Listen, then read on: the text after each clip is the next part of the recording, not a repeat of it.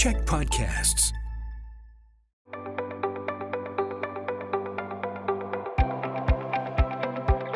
Hi, I'm Bruce Williams. I'm the CEO of the Greater Victoria Chamber of Commerce. Welcome to Chamber Chats, coming to you as always here in the podcasting studios at the Czech Media Group. I'd like to begin by acknowledging that I live and work in the ancestral lands of the Lekwungen-speaking nations known to us as the Songhees and Esquimalt, or Kosapsum, who have been the stewards of this land for millennia.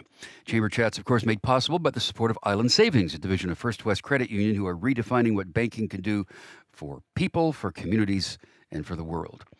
There are experiences that people come to Victoria to enjoy, and they come from all over the world. And there are things that we can take advantage of that are here every day because we already live here. One of those things is the ability to go around and take tours. We have whale watching tours, hiking tours, art tours. We also have walking food tours. We're going to talk about those today. Our first guest is Andy Olson, who has an organization called A Taste of Victoria. Andy, how are you? Very good. Thanks. Thanks for having me. So let's do that thing where, hi, we've never met. Tell me who you are and what you do. What's your company all about? Yeah. A Taste of Victoria Food Tours is a 2-hour guided walking food and history tour. We start at the Victoria Public Market in the edge of Chinatown, and then we walk through Chinatown and Old Town and finish down at the Inner Harbor. Along that route, we do 6 or 7 tastings from local vendors that are produced using local produce. That's kind of one of the themes of it. And in between those stops, we share a little bit of the history of Chinatown and Old Town and some of the lore of Victoria and the charm. Those vendors are the big part of the tour. They, like I said, that they have to be local to be in a tour. I have 3 criteria for being on the tour. They have to be local, they have to be somewhat on that tour route, and they have to have something on their menu I really like. And so if they tick off those 3 boxes, I'll start to work with them. I work with 15 different local vendors, and I'll use 6 or 7 to put a route together on any given day. Yeah, so you're basically grazing. You're taking people around to graze. Yeah. Correct. So at times of year, there are lots of tourists in town. So what's the balance between local folks taking the tour and tourists taking the tour? Yeah, it's kind of seasonal for me. For the summer months, I'm about 80% American guests. That shifts in the winter months. I see a lot more Canadians. I'm about 80% Canadian and a lot more locals at that time of the year. I probably has something to do with the weather and people getting out of the cold in the rest of the country to come to our beautiful climate and not have snowfall and see green grass. Yeah, for sure. I'm just going to bring this up because you're here and you've been 8 years in business, you were telling me. What did the pandemic do to disrupt your operation? Yeah, it was like everybody. It was a big hit. Like I said, with the summer high season, 80% of our guests American. When the border closed, that was a big hit, not just on me, but the entire destination. Maybe we were hit harder than anywhere else in the country just because we are so reliant on that cross-border tourism. I think year over year numbers wise, I was down about 85% from 2019 to 2020. 21, we got about a half a year before we were kind of able to reopen again there, and I was down about 55%. I was able to run tours through that time, but there was a lot of restrictions. 12 is my full tour typically, and with the pandemic, the most I could bring into a restaurant, if you remember, was 6 people. So that kind of limited that. Now I thought, oh, that will be a challenge, but the reality of it was there wasn't 6 people coming on any given day to even take the tour. That it was the lack of travel that was the bigger issue there. Yeah. And so that it was a challenging couple of years, but it's been a really nice bounce back the last couple of years then. Because once things did sort of get back to whatever normal is going to be, people must have just been running toward you saying, yes, I'm glad. Come on, take me on a tour. Let's do this, right? Sure. There was a lot of revenge travel and stuff the last couple of years, I think is the word that people throw out there. And so, it's been a busy couple of seasons. Even the shoulder seasons were busier than kind of the typical shoulder season prior to the pandemic. So, there was some pent up demand there for sure. The hospitality sector has had some challenges with inflation and staffing and access to product and that sort of thing too. I'm not one of those people that continually talks about the downside of that because I think it's bounced back, and I think the offerings that we have here are spectacular. So you're doing a tour today, for example. Tell me where you're going and what you're going to do. Yeah, so we'll start at the public market, and I work with a few different vendors up there, and we'll do a tasting there and talk a little bit about the history of the old Hudson Bay building for the locals who remember it as that. And then I'll have my guests they're going to be from out of town today. They're going to be American today. And so a lot of times that intro is talking about the city and some of the things to look for and things that we find important in this city. In some cases, it's talking about Canada. This is their first visit to our country. And so sometimes you have to explain who Terry Fox is, for instance. It's an interesting story to share with people. But yeah, from there we'll head down through Chinatown. We'll do a few more vendors in Chinatown there. Um, at each of these stops, I'll get the vendors to actually kind of have a little bit of an input if they have some time about what their business is, and of course about what we're trying at each of those stops. The idea is to try and have a 5 to 10 minute stop, and so we do smaller bites. What I typically tell my guests is that we're going to do about 1,200 to 1,400 calories, so it should kind of feel like you had a meal by the end of it. But at each stop, it'll be a smaller version of something they want to have on each of their menus there. From Chinatown, we end up going through Old Town, and again, I share a lot of the history and the stories of those historic districts there. And we finished the tour today down in the beautiful Inner Harbor, and we'll have a backdrop of the Parliament or the Legislative Assembly buildings and the Empress Hotel, and those are some of the photos I tend to see them post a lot when they leave here. Then, Yeah. Did something kind of emerge through the whole process over 8 years as being the all-time favorite? Is there something that everybody's like, yes, that's for me? you mean in terms of the vendors? The Which food, ones? yeah. Yeah, I've had some longtime vendors that I've had since day one. Places like Salt Pierogi Bar, La Rue Patisserie in Chinatown's a big one. Roast Meat and Sandwich Shop at the Public Market. Those ones have been with me a long time. Of course, Rogers Chocolates and the Churchill Pub, and some of these were some of my longtime vendors. Now I'm always on the lookout for new ones, and so I do a lot of research and development, if you will. Eat out a lot in this city. And so yeah, there's one of my newest vendors is maybe one of my most popular right now. And that's the new Filipino bakery in Chinatown called Friends and Family Bake, and we do an original ube ensaymada, which is a purple original kind of Filipino bun there, and people seem to be in love with that. My son, I have a 2-year-old, he's in love with that. That's his go-to as well there. Then so yeah, so those are some of the ones that kind of jump out a little bit. Yeah, we are diversifying our economy through immigration here, and with that, of course, comes the food and the music and the culture of other places that enriches our entire community. That's for sure. One quick question: I'm one of those guys. I don't do gluten and I don't do dairy. So the people that Yeah. have those sensitivities, can that be worked in? Absolutely. And I'm seeing that increasingly more over the last 8 years. People maybe being more aware of their allergies and restrictions.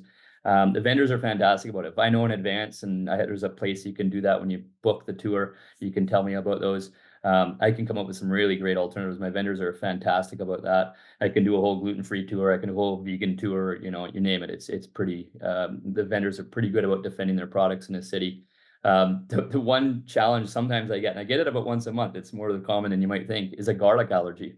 And you'd think, oh Oh my goodness, no. just like you think about everything, even just seasoning a pan or for when you're making, use garlic and everything. And so I get that about once a month. That one, the vendors kind of start, scratching their heads a little bit, and but they always are able to come up with something even for that there. Then, so yeah, not an issue. We're well prepared for that. Yeah, I do a lot of cooking, and I couldn't live like that. The company is called A Taste of Victoria. Andy Olson, thanks for being with us today. Appreciate it. My pleasure. Thank you for having me. Next on our food tour, we are going off the eaten track.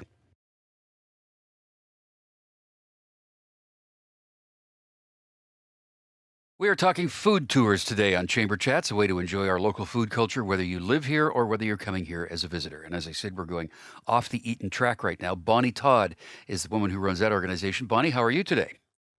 I'm very fine. How are you doing? Good. We just want to mention you're out of country right now, so we might hear some interesting weather in the background, but thank you for being here today. Off the eaten track, same question to you. You meet somebody for the first time and you tell them what they do, or you tell them what you do, and then how do you answer? How do you tell them what is off the eaten track? Um, Normally I like to say that we create really authentic experiences in Victoria that involve a culinary aspect. So we eat and drink and learn stories and hear histories of the city of Victoria.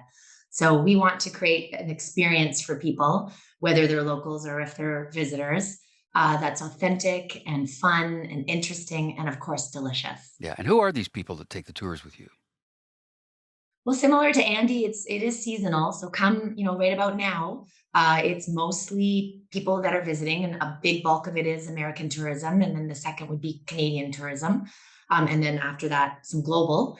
And then, yeah, when the tourism season slows down, we do start to see the locals coming out, whether it's because they have people visiting and they're just looking for things to do with them, or they just want to try something new or go on a fun like date with their friends and just try something new in the city. We also have an absurd amount of restaurants in our city, and I think people are very curious about where to go and what's good. And they want someone local to tell them that's an expert. And so that's why they come to us.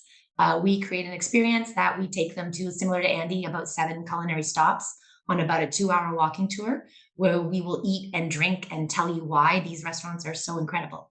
So tell me about the process. Walk me through it. Pardon the pun. Walk me through a tour. But where do you gather, and then where do you go? What's the route? Well, it depends. We have multiple tours to choose from. So we have 4 different tours at any given time. So a little bit depending on the tour, but we actually have a physical location. We took over the old Robert Bateman gift shop inside the steamship terminal building. So not only are we a food tour company, but we also have a really fun little sort of tasting room gift shop where we start some of our tours from that shop. But we also do tastings in there as well. But for instance, our Hip and Hidden Chinatown and Old Town tour does start in the Victoria Public Market, and our Eat Like a Canadian tour starts by Fisherman's Wharf.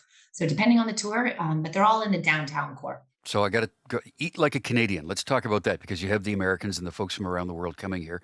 How does one eat like a Canadian? Yeah, we started that tour quite a few years ago when it was the Canada 150 celebrations, and we just thought it'd be a fun event that we would put, maybe 1 or 2 times just to have fun with the celebration, people loved it and demanded it. So we're like, all right, let's keep doing it.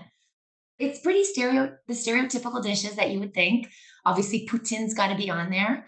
Got to have some maple syrup on that as well. Obviously, unique to the island, we do a Nanaimo bar tasting, so we talk about the Nanaimo bar.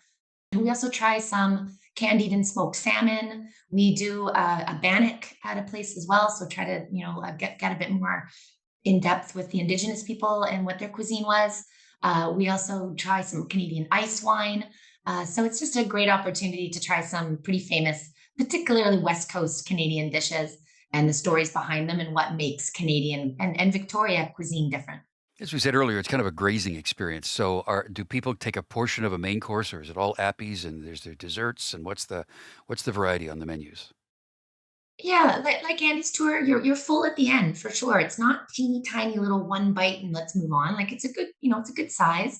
But we want to try multiple different dishes, so we wouldn't want a full plate at each stop, or woof, you'd be really full. Although I did a food tour in Rome about 3 days ago, and my goodness, those Romans can eat. And I wasn't mad at that. But no, it's a healthy portion. You definitely get to try it. You're satiated at the end for sure. But yeah, it's meant to be grazing, and it's meant to try multiple things over the course of many hours, almost like a course meal at a restaurant. So you're getting multiple little bites of food, and by the end of it, you're like, oh yeah, I'm full. Does anybody offer butter tarts? That's always seen as a very Canadian dish. Do we ever see those? I love butter tarts. I am also, well, I did a stint in Ontario. There's actually a butter tart tour that you can do in Ontario, which I thought was really cool. You don't see them in Victoria very often. Oh God, and someone's going to come at me being like, "There's the best butter tarts in the world here." Yeah. Um, I love butter tarts. Are you a raisin or a no raisin guy? I'm a little of both, and I should back that up. My family owned a bakery when I was a kid. We operated a bakery, so I spent a lot of quality time with butter tarts, and I can't really face them anymore. But I know how good they are. But we used to make them There. with raisins and currants. Okay, yeah, I'm a raisin girl as well. But if there was a butter tart in anywhere in the premise, I would include that because I do think that's a great, interesting part of Canadian food as well. Yeah, I'm going to look into that and get back to you. What's chocolates and Yeah. churches? Chocolates and churches. What's that? When COVID hit, and we might talk about this in the future here, but we actually did some tours that were self-guided. So the way that we pivoted over COVID was a few different ways, but one of which was to create self-guided experience because people weren't joining groups anymore and didn't necessarily want to be around other people. So the Chocolate and Churches tour started off as a guided experience for us. There's some amazing chocolate in our city. I actually think we have some of the most talented chocolate makers and owners of chocolate shops, and of course, historic Rogers chocolates. So we wanted to showcase that, but the route we noticed went by a lot of beautiful old historical churches. So we thought it would be fun to kind of mash the two together. So we did that as a guided experience, but we also haven't actually now transitioned that into our self-guided experience. So people actually listen to the stories and the history using an app. So they can do it at their own time and their own pace. And then when they go into the shop, they go and get the food. So it's kind of similar to our guided experience, but it's just there's no guide. You do it on a phone. Well, that was actually the pivot for the pandemic. That was brilliant. That you just send people out on their own. You don't have to do these gatherings, which were a limited number of people. So that's pretty cool. This happens rain or shine, I assume. Yes, absolutely. Rain, shine, and snow. The last few years, we've been doing a few tours in the snow. Yeah, absolutely. If we didn't do tours in the rain, we'd be out of business. So we definitely get you in the rain. But we're not outside for very long. Like because we're stopping at so many different places, you're really only outside for little short stints. And most people are pretty good about dressing for the weather. So yeah, we definitely operate in all sorts of weather. It's such a great way to get to know the local food scene because a lot of us probably don't get out as much as we should to check out new places because we keep going to the same places all over again. But there's one of your options to do that. Bonnie Todd has Off the Eaten Track. Bonnie, thanks for being with us today. Thank you for having me. Okay, next up, we're going to help you work up an appetite. We're going to go on a cannabis tour.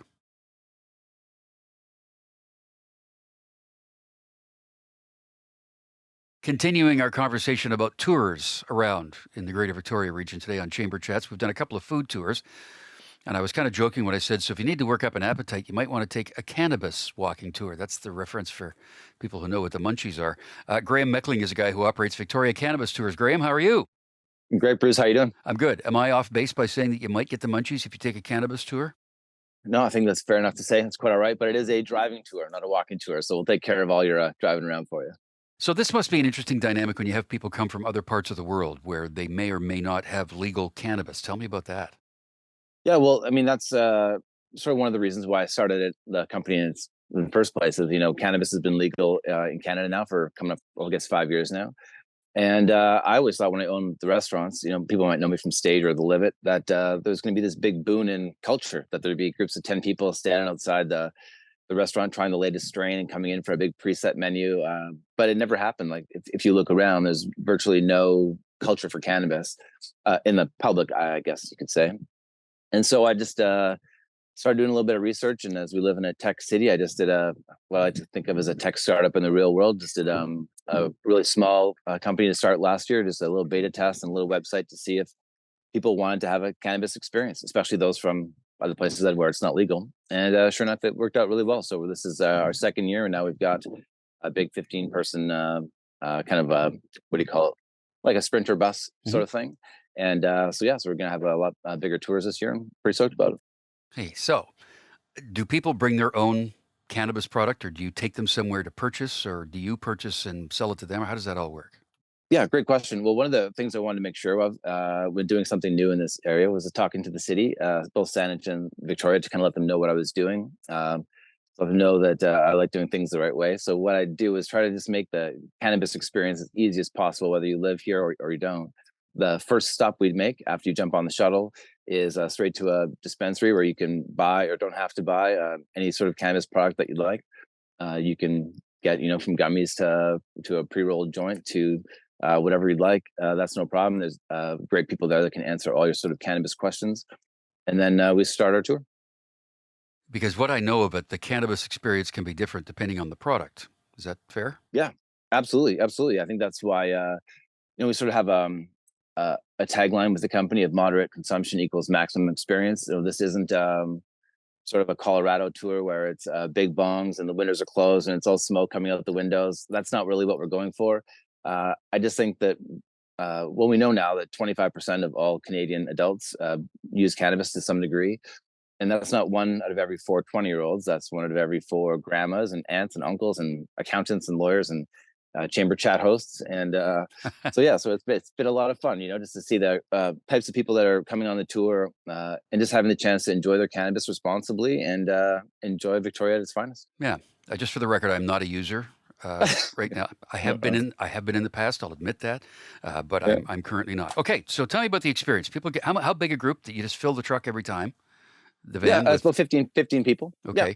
and it can be a group of 15 that know each other, or a group of 15 strangers, or how does that work? Yeah, you can just buy a ticket just online. So it's no problem to book online. You just basically book a seat on the shuttle. So if you have we do private tours as well if you wanted to book the whole shuttle yourself. But it's kind of fun to see different cultures mix, different groups of people get together and kind of bond over a shared experience. Yeah. What's the most common form of consumption? Is it smoking a joint or?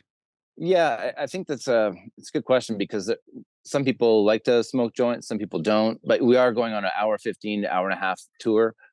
So if you're going to smoke a joint, it will hit you obviously faster than eating a gummy that your body has to digest. So I always recommend if you like a joint, that would probably be the best way to go. They have They do have quick acting gummies, so they will kick in at some point on the tour. But it's totally up to you to indulge as you'd like. So they go to the dispensary, they buy, they inject what they're going to do. Do you go directly to a drive-through then, or what do you do with these folks? Yeah, no, it's quite simple. Let me give a quick breakdown. Yeah. Basically, you come on the shuttle, we go straight to the dispensary after a little welcome speech. You get to purchase whatever products you'd like, and then we go to a city-approved location on Dallas Road to enjoy whatever you've brought with you. And then after that, we start our tour. We go directly to Gonzales Beach, and we're proudly the only tour company that goes there. A beautiful local beach. So we'll go there for a little while. You get a chance to put your feet right in the ocean, which is pretty cool. And you come back up. It's a customer service tour. So, there's fresh water and towels to rinse off your feet. Jump back in.